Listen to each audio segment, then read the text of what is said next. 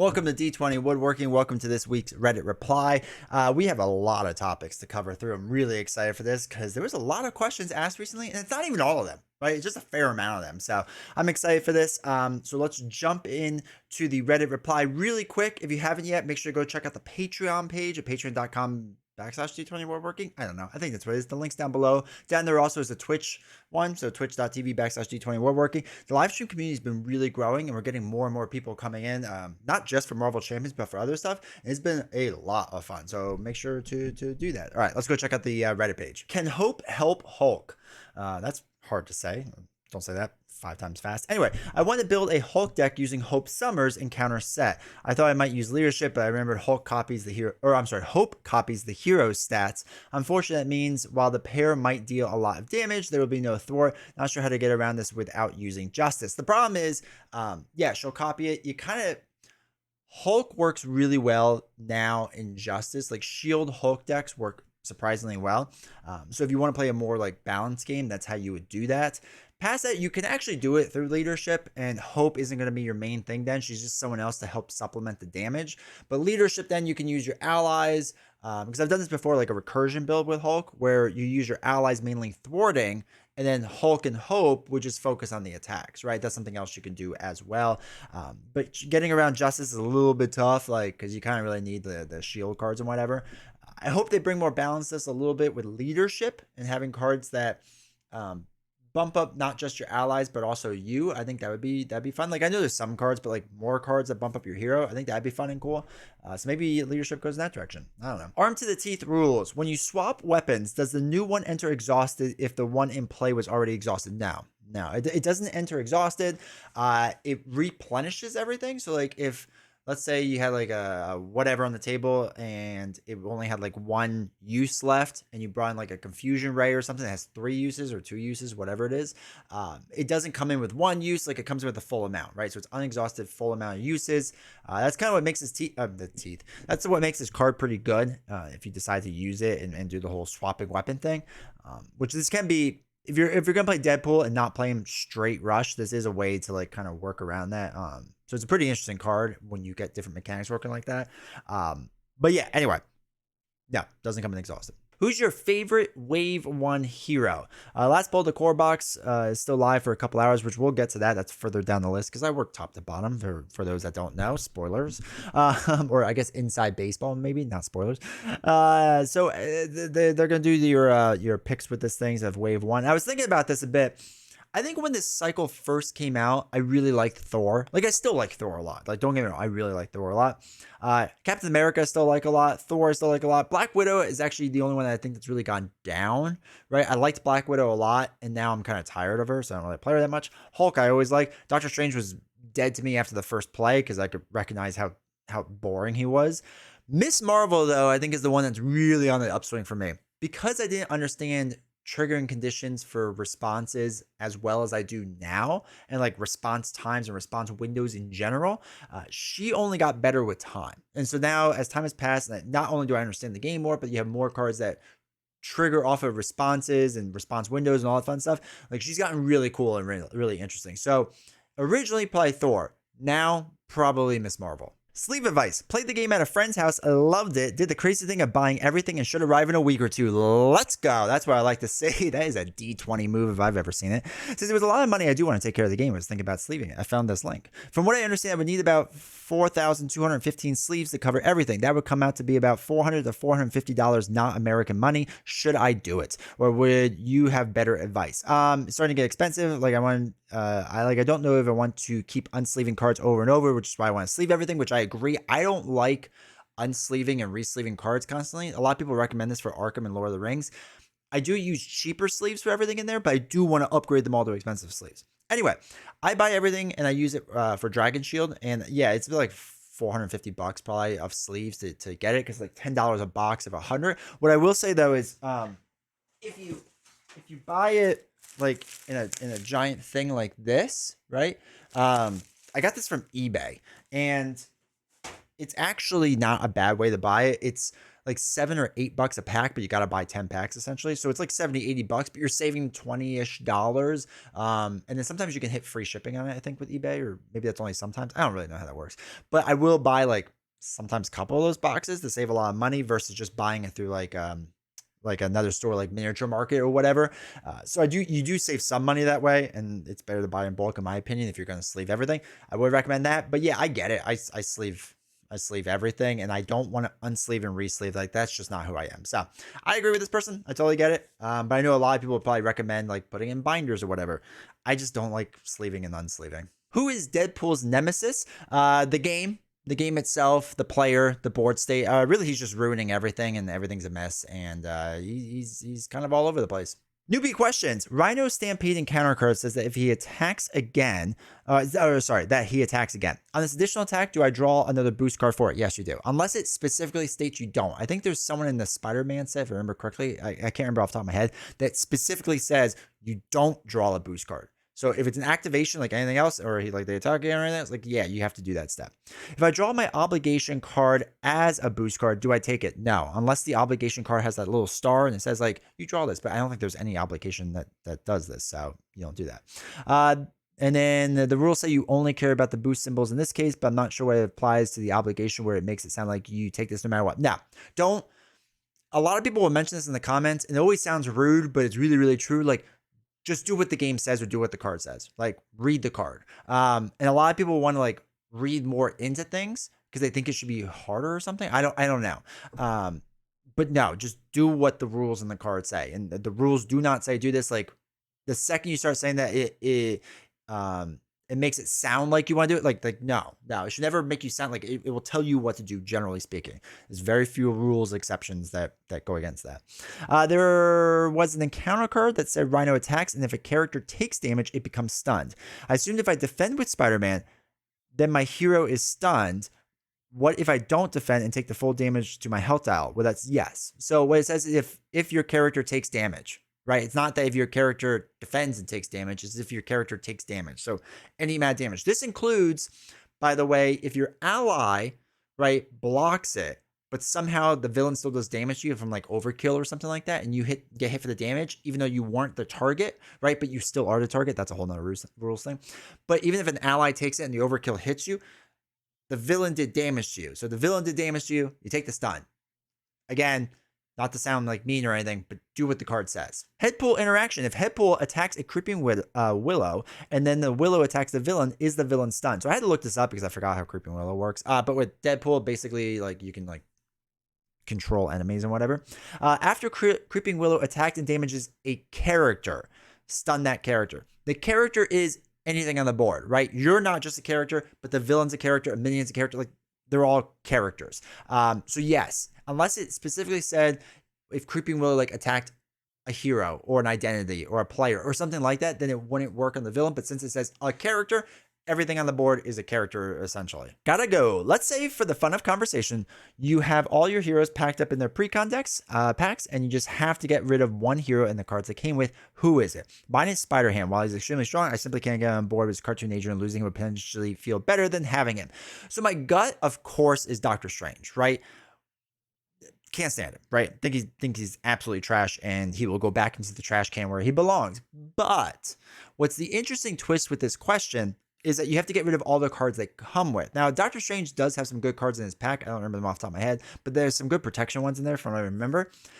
The Spider-Ham argument is actually not a bad one. The Spider-Ham argument's actually pretty good because a lot of his cards are repeat. Not all of them, but a lot of them are repeats. So I would kind of go with that one. The only one that you would lose that I like, I think that he has, is that one where you get to throw away a fist resource, or physical resource, and deals 2 damage. Whatever the one is, it's got a picture of his head on it. It's like, that, I think you lose that card, if I remember correctly. I think that's in the Spider-Ham pack. If not, then this point is moot.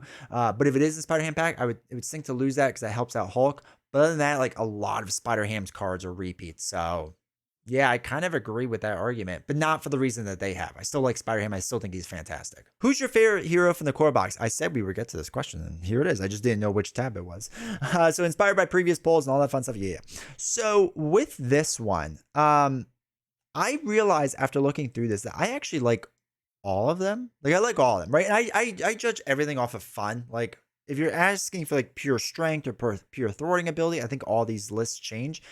So I always do it off of fun because most of these lists are just subjective and should be based off of fun, in my opinion.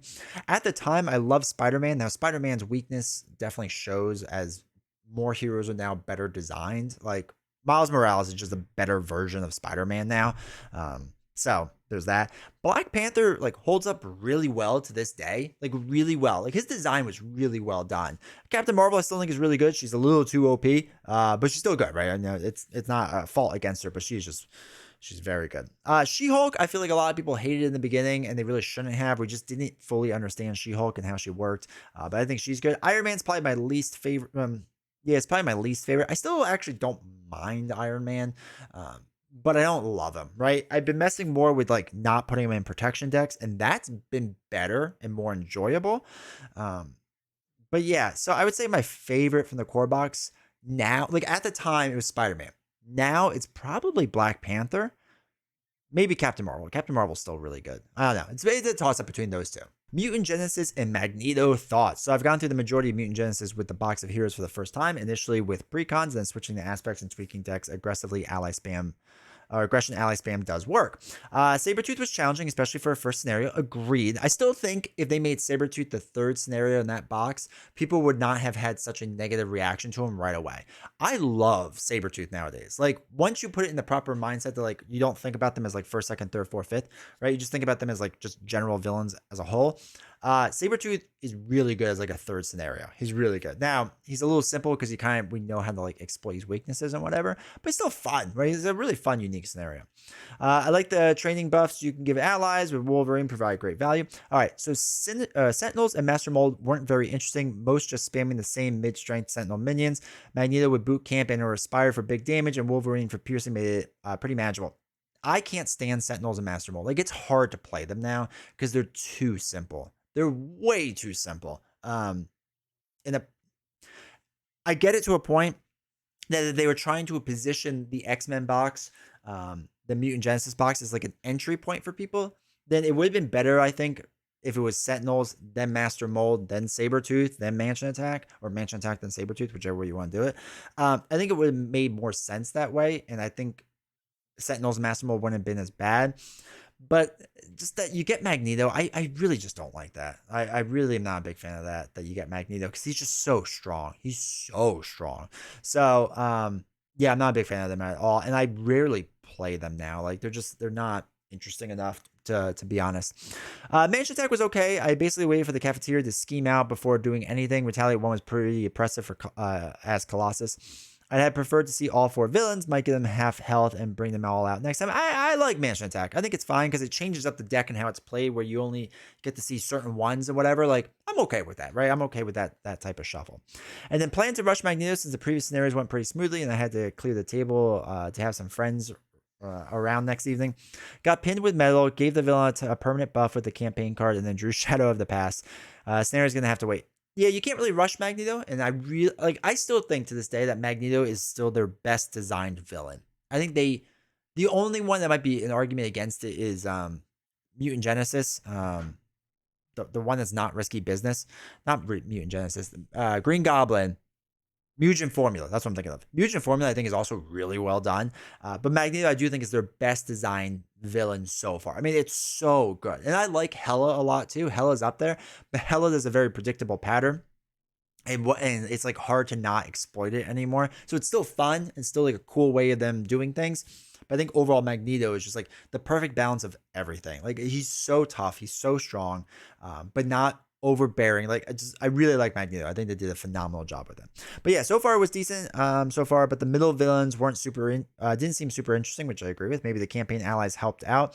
I can see myself playing Mansion Attack, but not sure about the Sentinel scenario. Yeah, that's fair. So yeah, it's overall kind of agree with most of these takes. And I would just, like I said, I would position Sabretooth differently. I think they could have solved a lot of headaches that way, but whatever. I always hear how great Vivian is for Vision. Am I missing something? I'm not saying she's bad, but I don't see how she's so much better than other allies. Yes, you can Voltron her, but you could do that with other allies as well. What makes her different and better? Not trashing her, but I'm just wondering what I'm missing. The only ally to me that sounds truly stands out is Honey Badger. Please tell me what I'm missing. So what you're missing is, and let's move this one up here. So what you're missing is, what is it? Android Reboot? Is that what it's called, or is it just called Reboot? Should probably do this ahead of time. Reboot is the card that you have to put in your deck that makes her bonker strong. So Vivian is only, quote unquote, only a what is it, a 1/1 hero. But if you're in one form, she gets 2 thwart. If you're in the other form, she gets +2 attack, right? +2/+2. So really, she's either a 3/1 or a 1/3 hero, which is crazy strong, right? A 2 cost 3 attacking hero is unheard of before Voltron, right? You haven't even Voltroned yet. So now with Reboot, and if you use like team training or whatever, and you get her the extra life and you put different things so she gets a couple life and whatever, and then yeah, you do all of that fun stuff of like Voltron out, which yes, you could do with anyone. With Reboot, then I can then swing for 3, reboot her, right, to heal that damage and ready her back up to swing for another 3. Like that's crazy value in this game. So that's the big thing, is using the combination of Reboot and is using Reboot with Vivian and building her out a little bit is super strong. And then also, if you happen to lose her, you can flip down to Alter Ego and then search your deck and discard battle for an Android ally and add it to your hand. So you could just get her right back. That's the other thing. Like, yes, building out Voltron is really great.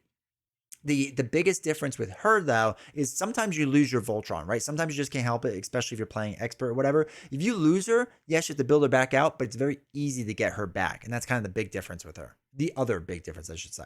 New players looking for a good way to progress through the game. My girlfriend and I just finished a progressive playthrough of Lord of the Rings. That's awesome. Congrats. And now we're looking to take a little break and check out Marvel Champions. One thing that's confusing us, though, is that this game has hero packs instead of adventure packs we experience. This means that getting a new hero doesn't necessarily get us new scenarios to play through.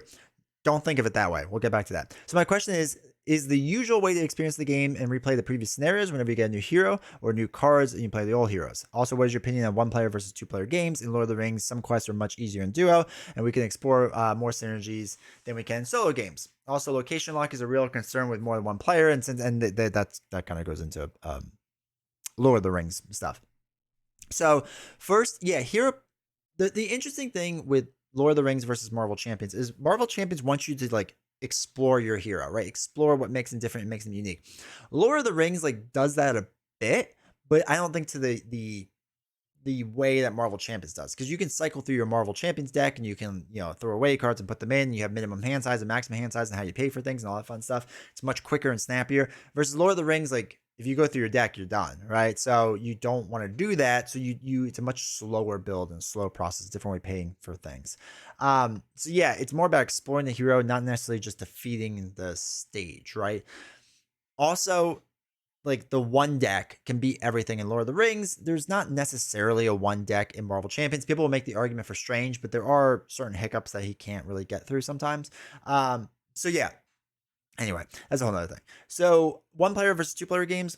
Lord of the Rings, you can solo the whole thing. You absolutely can. But there is location lock issues and different things like that. Marvel Champions, you can solo the whole thing. That's what I basically do. But 2-player games does allow you to explore more things. It does allow you to niche down as a hero. So instead of having to be good at everything, you can just be good at attacking or just good at thwarting or whatever else, right? So it allows you to explore more of the aspect types, I would say. Not necessarily more of the hero, unless you're looking at like Rogue or something like that, which is a whole nother thing. But yeah, really realistically, I would almost just go in release, unless you're a huge X-Men fan, then start with X-Men, but just go in the release order. Like that's the easiest way. Just skip the scenario packs. You don't need them right away. Save them for later on, but just go in release order. It's probably the best way to do things. What aspect is the best place for the current games, or in the best place for the current game state? It's interesting that leadership is still the number one thing, and then justice, and that response bonkers my mind, but okay. Aggression is not this bad. Like I don't know. I don't get why people think aggression is bad. I actually think protection's in the best space right now. Protection can basically do everything, and it's one of the few aspects where you can actively heal with those aspect cards, right? Aggression, yeah, you can do it, but you have to overkill a minion. So that means you have to get a minion out there. Protection, you just have to have damage done to you, right? Justice and leadership, I don't think there's that many ways to really heal yourself compared to like a protection. And healing yourself on the hero side in expert stuff when you're moving on like is really huge and really important. Now, yeah, you could put in basic cards to do it, but more options is always nicer. So is leadership super strong? Yeah, leadership's super strong. It's fine. I feel like it hasn't changed much though. Like leadership is still kind of the same. Like the overall builds of leadership is still roughly the same. I personally think protection's in the best state right now. Um, Not only just like strength wise, but interesting wise and what it can do, the different ways it could do things. Like I think protection's in the best one. But let me know your thoughts down in the comments. Allies surviving a block. How often do your allies survive when blocking for you? Maybe 2% of the time. Obviously not when a tough is on them. I asked because I was looking at Hangar Bay today and I couldn't think of more than a handful of times when I've had an ally survive an attack. I can see with Voltron decks and maybe when a minion attacks and doesn't seem to pop and whatever. Yeah, it's very rare. I actually had this happen on a live stream last night where I blocked and they had life still, but I started taking them off and I was like, oh wait, they survived, because it is very rare. It's not something I do. And that is one of the weird things about Hangar Bay with that, but whatever. Marvel Champions and LCGs. This is the first and only living card game I've ever played. Welcome to the club. So I don't have much experience with them. Basically, you're going to run out of money really fast. So get hyped. And wait till you learn about accessories. It gets even better. With that said, how long do they last? Do they typically stop when sales go down or just when there is no more material? Just curious how long we think Marvel Champions has to go before they stop making new material. How long did Lord of the Rings and Arkham last, or are they still going? So Lord of the Rings made it to 10 years with new content. The reason I kind of quote it is because like the last year was a bit rough. The last year they came out with the one scenario pack that's like the easy one with the goblin on the front. I can't remember what it's called anymore. But that was like the only thing they did in the previous year. And I think before that was the hunt for the dreadnought. So like they came out with like 2 scenario packs in like a year and a half or something like that. It was very spaced out is all I remember. Now they are reprinting it, but there is probably not going to be any new content for Lord of the Rings. So anyway, Lord of the Rings did last 10 years, and they say they ended it because, if I remember from an interview, I don't remember if it was Caleb or Boggs that said this, they told all the stories they wanted to tell, right? They told it all, right? They ran out of ideas or whatever, but they felt that they did what they wanted to do. And then the last cycle was bonkers, right? If you want to know when Marvel Champions is going to close out, you'll know, because the last cycle of Lord of the Rings kind of broke all the rules and did some really cool, interesting things. And I think that's how they're going to finish out Marvel Champions. Basically, look up contract cards in Lord of the Rings to understand if you're curious about this. Arkham Horror is still going, and Arkham Horror's got to be close to 10 years, if not at over 10 years. They don't pump out as much material as Marvel Champions, but it makes sense because the campaigns are pretty in depth and there's a lot going with them. So I get it and not faulting them. But Arkham has to be at 10 years by now. I mean, it's been around for quite some time. If not, it's very close, and they still seem to be going with it. It's still a very active community, so I don't see why they were not. Marvel Champions is on what, year 6 or 7 at this point? And actually, no, year 4 or 5. Year 4 or 5. I can't count. I think it started in 2019, if I remember correctly. So the thing is, like, Marvel Champions, because of the way it's positioned, I think, one, it's a big money maker for Fantasy Flight Games, which in turn makes money for Asmodee, which in turn makes money for Embracer. I don't think they want to get rid of Marvel Champions. The idea that they would get rid of Marvel Champions, I find hard to believe. Like, they are selling this well. Like, it's selling well. There is a high demand for it.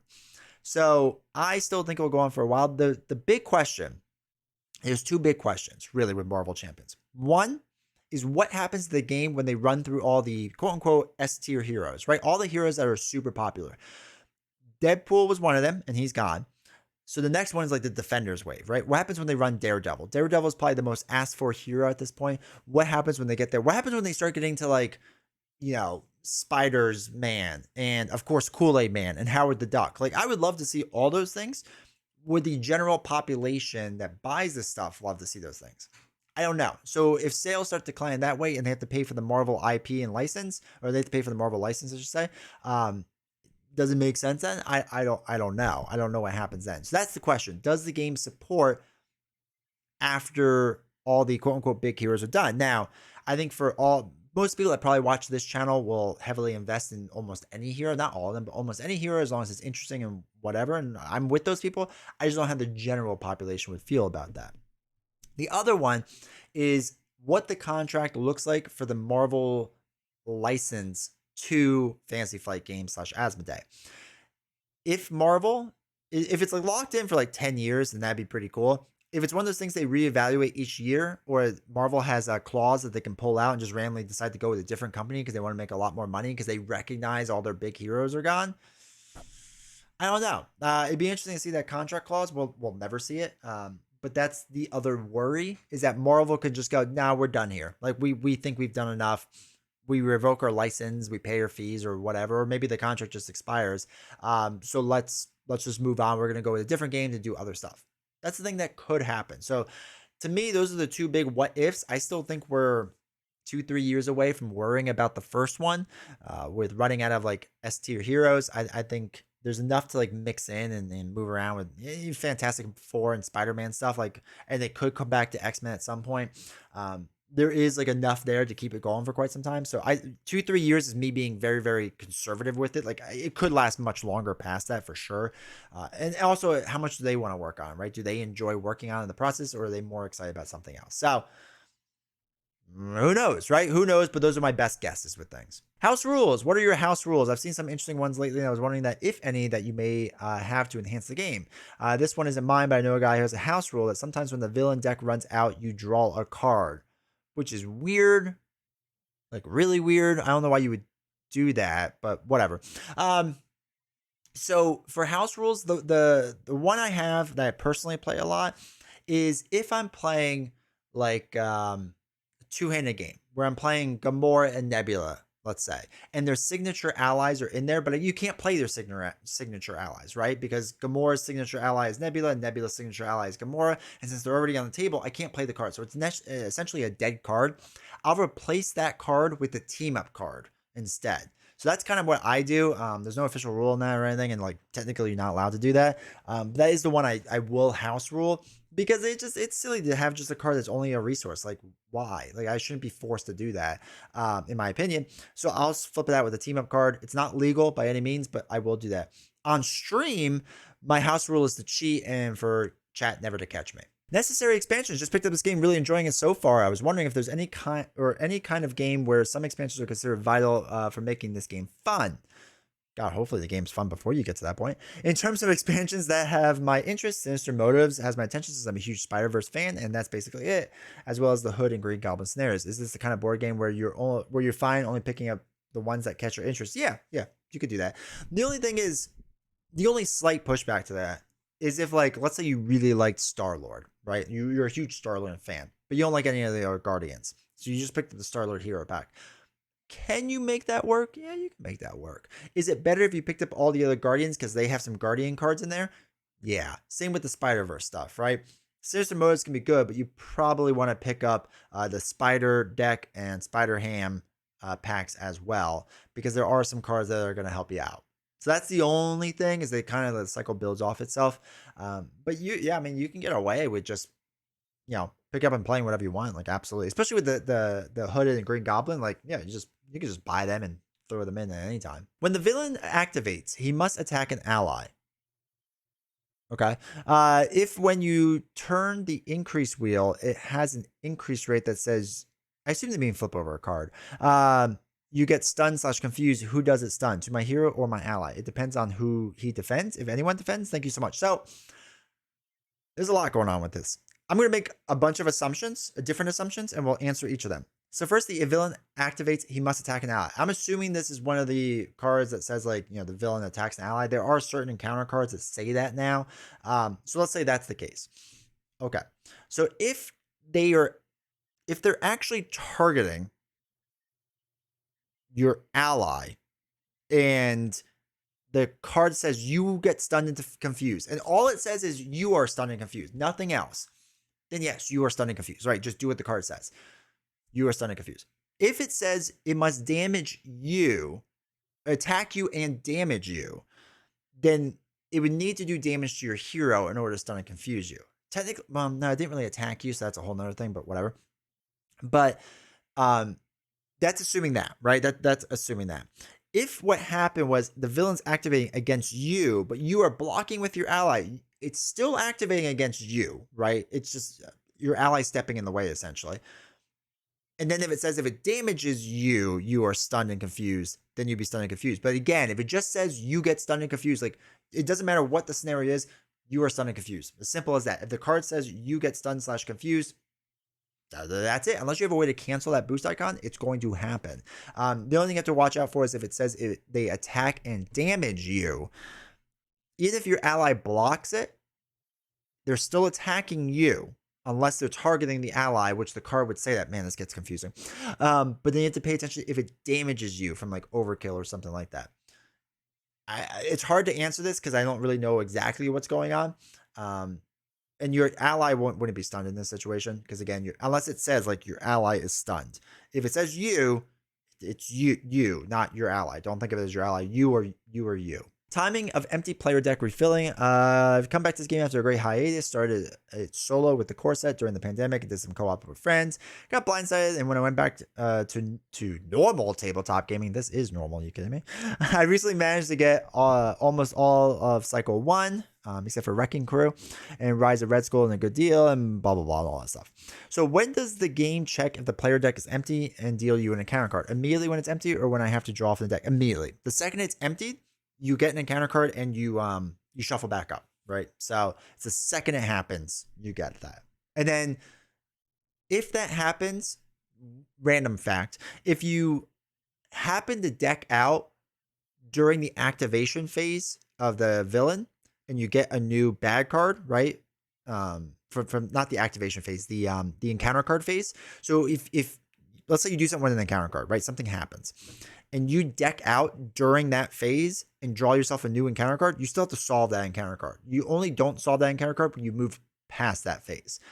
It's a very weird timing thing. I think it's only happened to me twice in like all the times I played Marvel Champions, but it does happen, so keep an eye out for that. What do I do if I can't pay for the top card of the Invocation deck? I tried searching the rules on Reddit, but I don't think I've found an on-point answer. If I exhaust Doctor Strange to try and play the top card of the Invocation deck, but I can't pay for the card, then do I discard the Invocation card? No, it doesn't say to, so you don't. Because I haven't resolved its effects, do I just not discard the Invocation card, not exhaust Strange, and play his other abilities? Right. If the game says in order to play the card and discard it, you have to pay for it and exhaust Strange, then you have to do those things. If you exhaust Strange to try to play the card and you can't pay for it, like nothing happens. Like you just exhaust it for no reason. Actually, I don't even think you can just exhaust for no reason. You can't do the thing you're trying to do. So if you need to get rid of the top card, I think the only way you could do it is Wong and his alter ego, if I remember correctly. I don't play Strange a lot, but I think those are the two ways to do it. So you can do it that way, but yes, you would have to. You would have to pay for the card. You have to pay for a card. You can't just cycle through it. When you exhaust, do you turn your card to the left or to the right? Okay, so it depends on which part. So I guess if you're judging about the top of the card, to the left, right? Like, yeah, the top of the card goes to the left, the bottom card goes to the right. So like that way. I never really thought about that, but that's also how I hold my token board. So when I swing it, that's the way I hold it. But if it was on this side, I would actually do it the other way. So now that I think about it, my hero board's always on my left side. So maybe that's why. But if I started playing my hero board on the right side, I would actually do it the other way. So it depends on which side the hero board's on. Deck building. I really love this game and play as much as I can. What I don't really do is deck building. I made a deck for each character and will play the same deck every time. Every once in a while, I go through them and all and update them. I just can't see myself going through all my cards to deck build every time I play. Just curious if other people do that. Am I missing out on not constructing my deck every time I pick up a hero? I will add, I win only half my games and don't play an expert a ton. You will definitely win more by deck building for the specific villain you're playing against, right? If I throw together a random deck and then pick a random villain, like after the fact, I will lose more times than I will win compared to if I picked a villain and then deck built for that villain, right? Like, so if I build a stunning confused deck and I play against Thanos, who has Stalwart, which I've totally never done recently on stream. But if I did that strategy, like half my deck doesn't work anymore, right? So it's useless. So I deck build each time. What I will say is, if you're not a big fan of deck building, I wasn't either. Like, I'll be honest, I wasn't a big fan of deck building, mainly because I didn't think I was good at it. And I'm okay now. I'm not great or by any means, but I'm okay now. What I will say is that I will go to Marvel CDB and I will just pick out decks that look interesting. They look different. It doesn't have to be the best deck, just whatever looks good. And I'll just play it. And I'll play it and then I'll tweak it to the way that I like it, because I play differently than most people do with like my play style. So I'll tweak it the way I like it. And then in that process, I've learned how to deck build a little bit for me. And I just rinse and repeat that over and over. And then I try. And you build a deck, you see what happens. And if you don't play half your cards, well, why didn't you play those cards? Those probably should be swapped out, right? That's how I go through deck building process. But I mean, look, I get it. People don't like deck building. I don't like getting into the nitty gritty of deck building. I kind of throw a deck together, play it for a while, swap some cards in and out. And after I'm done with it, like, I call it a day. Like, it's very few decks that I've built that I'm actually like super proud of. But generally speaking, I just throw them together now, or I just pull off a Marvel CDB. Or I find a better deck builder than me, like Nelson or Villain Theory, and I just steal their decks. Really enjoying Next Evolution, although, tell me more. Scenario 2 was really tough in my opinion. It depends on which villain you get, right? There's some that could be really hard, but there's some that are really easy. I'm playing True Solo using precons from this wave. Okay. X23 is the best so far. Agreed. Well, yeah, well, I mean, I'm still Team Domino, but X23 has been phenomenal. Deadpool is fun, but couldn't survive. Okay. X23 really has a lot of tools and seems like a very solid and balanced deck. Agreed. Juggernaut was easier than I expected, but still very fun to play. I may have missed a few rules, which happens. Yeah, I mean, Juggernaut's still not that hard, to be honest, especially with Hope. I mean, we'll get into that in a second. Haven't beaten Mr. Sinister yet, only tried him once. I like his modular sets, which I think will be great additions for other scenarios and all that fun stuff. Ain't that why we love these games? Yeah, I don't know what their although part is. I mean, scenario 2 is tough and can be tough, but it depends on which villain you get when you randomly pull it. Juggernaut is, I mean, the first scenario is really easy. It's really easy.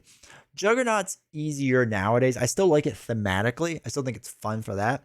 But man, you just take that helmet off and you start wailing away with Hope, and like you're kind of golden. To be honest, it's really not that bad anymore with Juggernaut. And then if you just do like a stun lock on him after the helmet, like that helps a lot too. Like, it's just, man, they left the door open for that. So same with Mr. Sinister and Strife. I still think they're too easy. This is my big critique of Next Evolution. I'll eventually come out with a whole review of the cycle as a whole. I still think all of it's way too easy. I think it's way too easy. I think it should have been built upon the difficulty of Mutant Genesis, and it would have been much better. I think the heroes all got much stronger, which is cool. It's totally fine. But I think that all the villains got easier, which I didn't think was really possible after playing Sentinels and Master Mold, but here we are. So anyway, Scenario 2 can be harder. I don't think it's hard, but it can be harder depending on the villain you get. Certain of those villains are harder than others. But yeah, that's just kind of how that one works. But yeah, Juggernaut, I still like he's still fun. He's just a little bit on the easier side nowadays. Defending while in Alter Ego. Can you defend for another player while you're in Alter Ego mode if you have an available ally? Pretty sure the answer is no, but can't find the rules. Yeah, you can. I don't know why you wouldn't be able to. Like, you can't defend. Like, okay, your hero can't defend, but like your ally can step in. I don't see why they wouldn't be able to. The interesting thing is, does that make you the defender now?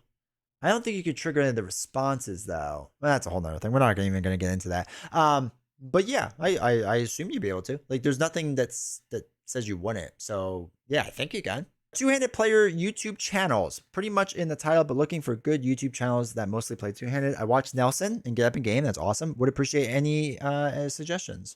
I don't play two-handed, so I get that. Never mind. Hashtag soon. What I will say is a few people kept recommending Dale the Casual Gamer. So here's the thing with Dale. Dale's very good, right? His content's very good. His content's very old, and his content follows an older rule set, which doesn't always apply now, right? Like, there are some things that will pop up in his videos that were like, that's not a rule anymore, or that's not how that would work. So yes, watch his stuff. I think his stuff is good, but please note that his stuff is older, and he never played with 1.5 rules on video, as far as I know. So yeah, just FYI on that. That's one thing. But yeah, there are. I mean, Step into the Portal does two-handed. I think the Scry has done two-handed games. I'm sure there's more. I'm sure there's a lot of people. What I will say is though, with this subreddit, if you went to, like, if you click on the main thing, right, and you went to the right side, and there's a button right here that says content creators, you can actually just click on that. And if you're ever looking for content creators in general, just scroll down, and there's a bunch of people. And this is how I learn about some new people and whatever. And they have a discussion. Look at all these gameplay people. There's a ton of them. I'm sure some of these people must play two-handed. So yeah, there's that. And then there's the podcast and the previews and reviews and whatever. Go check them all out. I'm sure some of them do. Like I said, soon. Just bought the game. I just bought the game in the core set, Sinister Motives expansion, and Gambit Hero deck from Boardlandia website. Any tips and tricks I should learn while I wait for the game to get here? I have 2 amazing videos. You should definitely check them out. It's how I play Marvel Champions and also top 10, or not top 10, but just 10 common rules mistakes. Definitely check them out. I think Nelson has some really good, like, how to play videos that's really good with common rules mistakes. Get Up in Games, Josh has some, I'm pretty sure another series as well that's really good. Those are what I would suggest. Again, some people were saying, again, that check out Dale, the Casual Gamer, which, yeah, you can do. It's a good basic tutorial. But the biggest issue, again, is he's following an older rule set. So just, again, take note of that. All right, hopefully you enjoyed this week's Reddit reply. It's always a lot of fun to do. If you made this far, hit the like button, hit subscribe, all that fun stuff. It really helps with the channel. And I was talking about the 10 common rules mistakes. Videos right here. You can check it out. It's a really fun video. It's fun to put together. If you have more rules questions, put it in the comments of that video and I'll make a part 2.